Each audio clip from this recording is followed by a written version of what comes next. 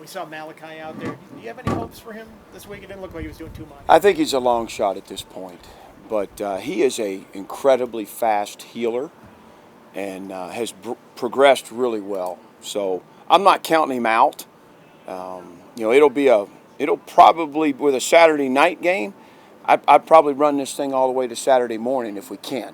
If he's ruled out before that, okay. But otherwise, to me, that could be a game day decision. Caleb didn't look like he was doing too much out there either. Do you feel better about him, though? Yeah, Caleb's further along for sure. He did a lot today with the training staff that made us all feel a lot better about him playing. When you're looking at guys practicing during the week, is there like a day of the week that they have to be kind of close to full go or doing quite a bit of stuff for you to feel comfortable? Yeah, it's tricky now. We switched the model up, and Thursdays is a walkthrough model. So you don't really get much evaluation. The training staff will do a great job taking a guy out on Thursday and putting him through some things to see how his movement is. But, Fridays are fast for us. And so, like with Holston last week, we didn't know till he went through Fast Friday that he'd be able to play. He had to get some full speed work, cut, do some things. And once he did that, then he was green lighted. Is there a most physically demanding day? Tuesday. Tuesdays. Tuesday. How's Kelly coming along? He's doing well. Kelly's going to play. Anything specific stand out about this Boston College offense to you? Yeah, they stretch the field. They stretch the field vertically. As much as anybody I've seen in a while, to be honest. They've got several guys that can run, and they're committed to pushing the ball down the field.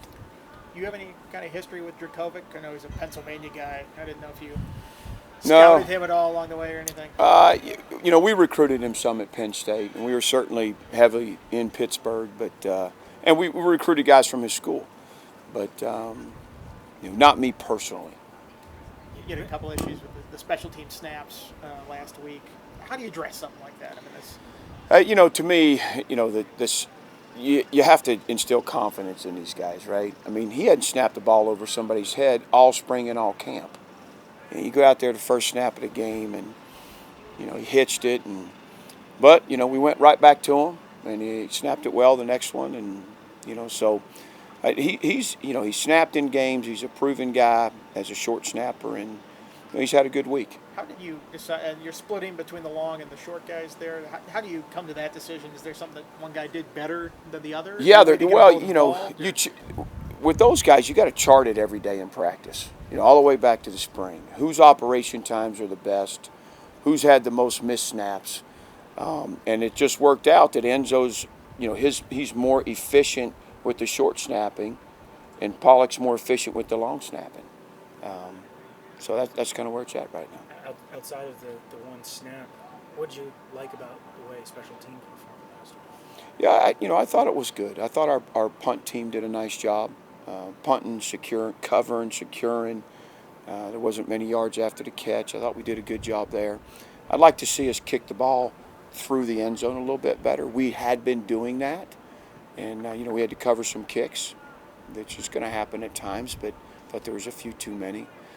Punt return, some missed yardage there. We gave up some yardage that you don't like to see happen. So we got to improve kind of the decision making and what we do, but. About like the game, just average in a lot of areas, but things we certainly should do better. You mentioned yesterday that Armani and Dory played a lot of snaps. Breon coming back this week kind of helped that depth out a little bit there? Yeah, absolutely.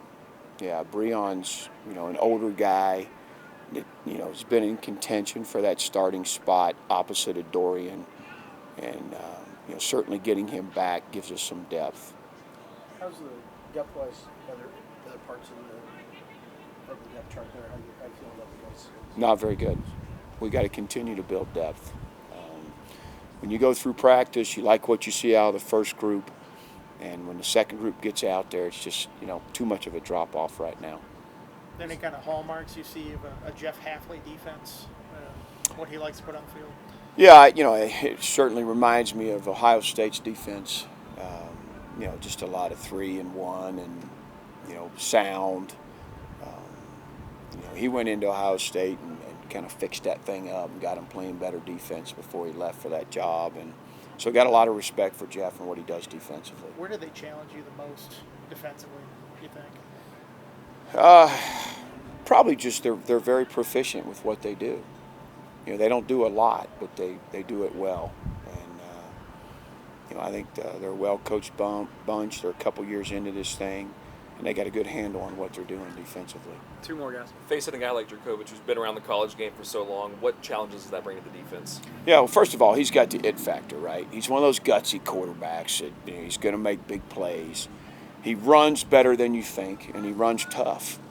He can throw all the balls. You know, he's a veteran, so he's a battle-tested guy. You know, we got to try and make it tough on him because, you know, he's certainly good enough to beat you.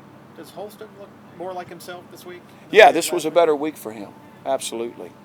Yeah, it's you know, he hadn't practiced for quite a while, and so it was good. You know, to get him some reps in a game. I don't think he would tell you he was 100%, obviously, but he got some good work, and he's had a good week so far. So I think he got a chance to be at his best on Saturday.